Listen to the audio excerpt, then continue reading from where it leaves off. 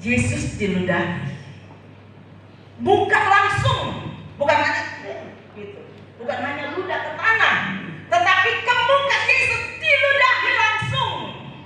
Sebuah penghinaan yang luar biasa. Kita manusia tersinggung aja udah marahnya luar biasa. Tersinggung aja dengan omongan kita udah jengkel, udah nafsu, udah marahnya luar biasa. Ini contoh dan ini harus diteladani. Amin. Amin, saudara. Mari kita introspeksi diri kita supaya kita memiliki ketabahan, kesabaran yang luar biasa.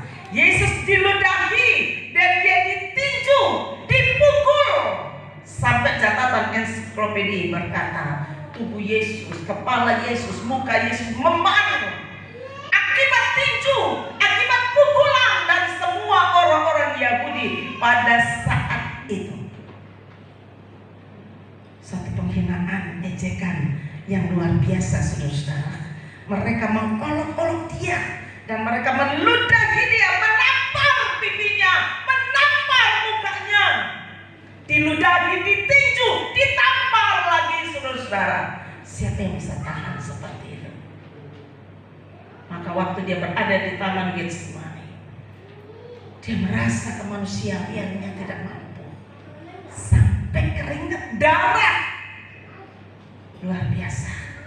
Bagian yang ketiga, Yesus diserahkan kepada Pilatus. Pasal 27 ayat 2, mulai ayat 1 saja. Tolong untuk baca, nikmati, ikutin ayat-ayat ini ya, supaya tahapan demi tahapan orang Kristen harus tahu. Ini tahapan yang ketiga. Coba Matius 27 ayat yang pertama mulai. kedua ya. Kematian Yudas. Ketika hari mulai siang, semua imam kepala dan tua-tua bangsa Yahudi berkumpul dan mengambil keputusan untuk membunuh Yesus. Keputusan pengadilan untuk membunuh Yesus. Terus Mereka membelenggu dia, lalu membawanya dan menyerahkannya kepada Pilatus, wali negeri itu. baik, puji Tuhan. Jadi kita melihat bahwa imam-imam kepala, tua-tua bangsa Yahudi itu berkumpul memberi keputusan vonis mati.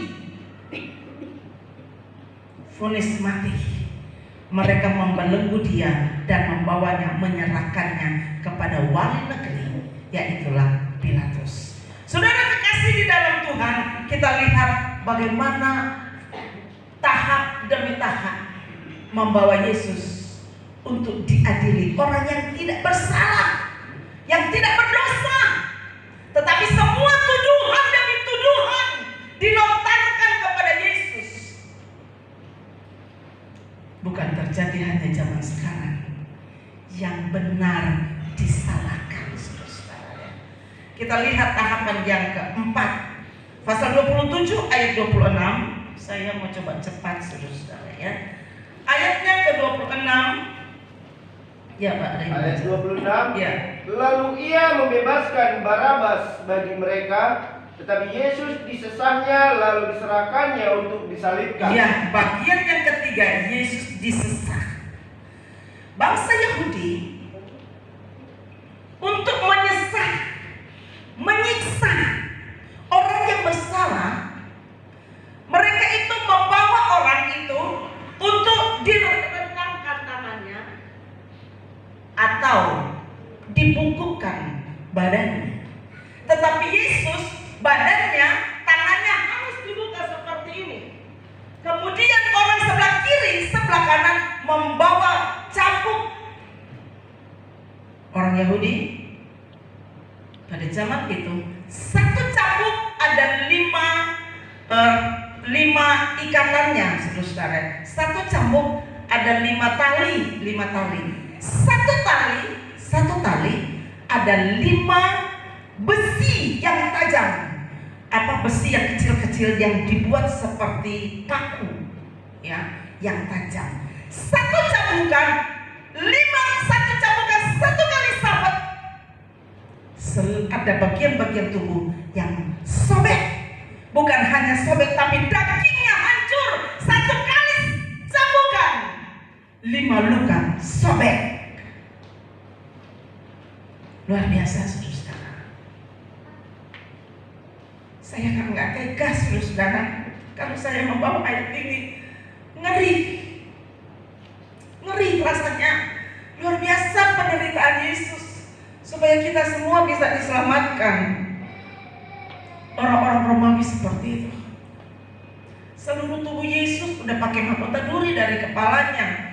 Tubuh Yesus remuk, hancur. Kulitnya terpecah-pecah. Satu kali sabetan. 5 luka. Bukan hanya luka, dagingnya itu terpecah hancur. Lebih parah dari dicincang, saudara ya. Lebih parah dari dicincang. Pakai pisau, pakai golok.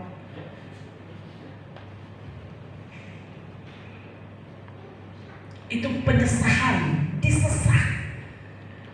Itu hukum orang Romawi. Hukum orang Romawi untuk menyesat orang yang bersalah. Dia harus direntangkan tubuhnya. Ada catatan yang lain berkata bahwa 21 kali sabetan di punggungnya, 21 kali sabetan di dadanya, dan berlangsung kepada seluruh tubuh Yesus. Hancur sekitar 727 kalau nggak salah titik-titik darah, titik-titik tubuh Yesus yang pecah karena dengan cambukan itu. Jemaat Tuhan yang saya kasihi, kalau kita melihat firman, seberapa banyak penderitaan kita, sejauh mana penderitaan saudara dan saya. Kita memang banyak kali disesat, menderita karena beban, ya, karena dengan pencobaan yang kita alami, dan itu bicara hati yang merasakan.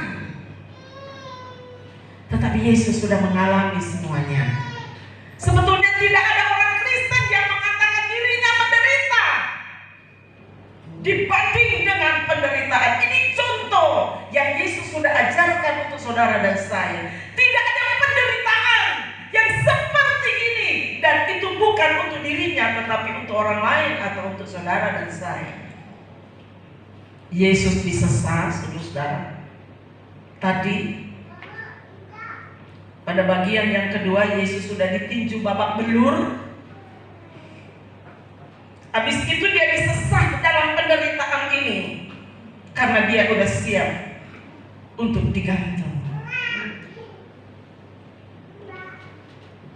Punggung Yesus itu hancur, dada Yesus itu hancur, tersayat-sayat, urat nadinya juga putus, organ-organ tubuh yang lain juga putus karena disiksa luar biasa. Ini tahapan yang keempat. Tahapan yang kelima yang tadi baju ungu ya, dan mahkota duri, tidak akan bicara itu lagi. Sekarang kita lihat tahapan yang keenam. Yesus dibawa keluar untuk disalibkan. Tahapan yang keenam itu kita baca pasal 27 ayat 31, 27, 31. Coba Pak Ray baca. Ayat 31. Sesudah mengolok-olokkan dia, mereka menanggalkan jubah itu daripadanya dan mengenakan pula pakaiannya kepadanya. Kemudian mereka membawa dia keluar untuk disalibkan. Terus Yesus disalibkan. Ketika mereka berjalan keluar kota, mereka berjumpa dengan seorang dari Kirene yang bernama Simon. Orang itu mereka paksa untuk memikul salib Yesus. iya, sampai di situ. Jemaat Tuhan, bagian yang keenam, Yesus dibawa untuk keluar dari lokasi yang ada. Karena apa? Dia harus menempuh sebuah perjalanan untuk naik ke bukit Golgota atau ke bukit tengkorak. Saudara, maka bukit tengkorak itu adalah sebuah sejarah yang tidak bisa dilupakan oleh bangsa Israel atau tidak bisa dilupakan oleh kita. Karena apa? Bukit itu bukti sejarah. Bukti sejarah. Di mana bukit itu yang dipakai oleh orang Yahudi. Dia naik ke atas. Kenapa harus di atas bukit? Kenapa nggak harus di bawah aja, di tempat yang biasa-biasa? Kenapa harus di atas? Supaya apa? Seluruh dunia boleh melihat salib itu. Amin. Supaya seluruh manusia bisa memandang salib itu. Kita ingat perjalanan bangsa Israel keluar dari Mesir. Di tengah jalan, Allah katakan kepada Musa, Musa, angkat itu tongkatmu, taruh ular tedung di situ. Siapa yang sudah susah payah mau mati akibat dipangkut dengan ular tedung, siapa yang memandang ular itu di atas tongkat, dia akan hidup lagi. Sekalipun sudah dimakan oleh binatang, oleh ular tedung, digigit oleh ular tedung, sekalipun racun sementara bekerja pada tubuhnya, tetapi siapa yang memandang ular tedung di tongkat itu, dia pasti akan sehat kembali.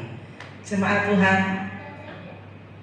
siapa yang memandang salib, salib itu kita tempatkan di atas segala-galanya. Amin. Di atas segala beban kita tempatkan salib itu di tempat yang teratas. Banyak kali kita tidak ke gereja karena ada acara sana, ada acara ini, ada kesibukan sana, kesibukan ini. Seolah-olah salib itu di tempat yang biasa-biasa, sederajat dengan kesibukan kita. Tetapi kita lihat dengan Paskah ini, jangan sederajatkan salib itu dengan kesibukan kita, tetapi tempatkan Yesus di atas bukit, supaya apapun yang menjadi masalah kita, pandang dia adalah prioritas dari segala-galanya. Amin. Haleluya. Itu adalah tahapan ke-6. Sekarang tahapan ke-7, Yesus itu disalib. Kita baca pasal 27 ayat 35. 35. Ayat 35. Ya. Sesudah menyalibkan dia, mereka membagi-bagi pakaiannya dengan membuang pundi. Terus. Lalu mereka duduk di situ menjaga dia.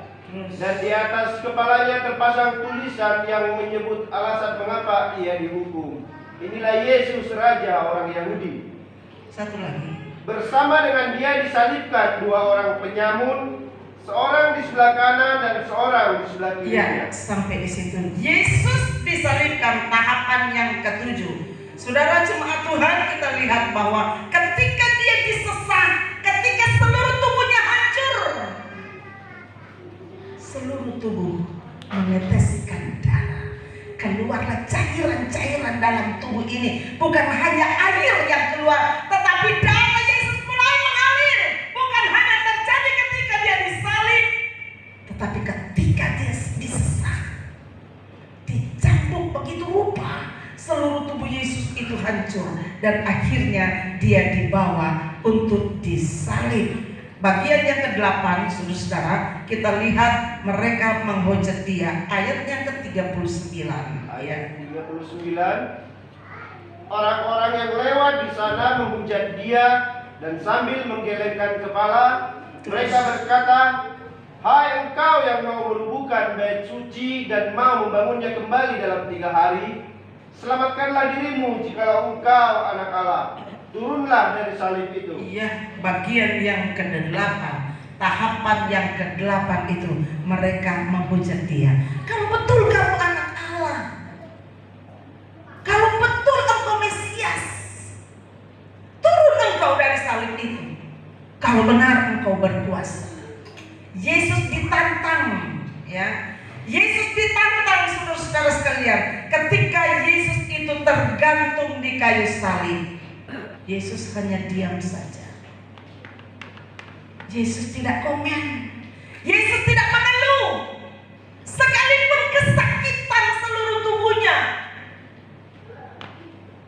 seluruh tubuh tidak berbentuk lagi. Hancur, hancur.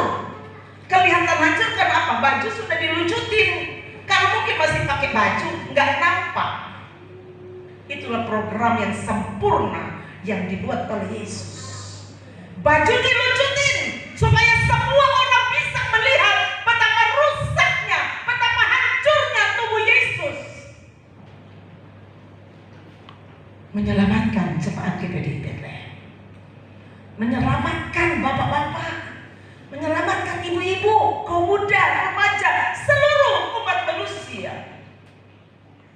Yesus itu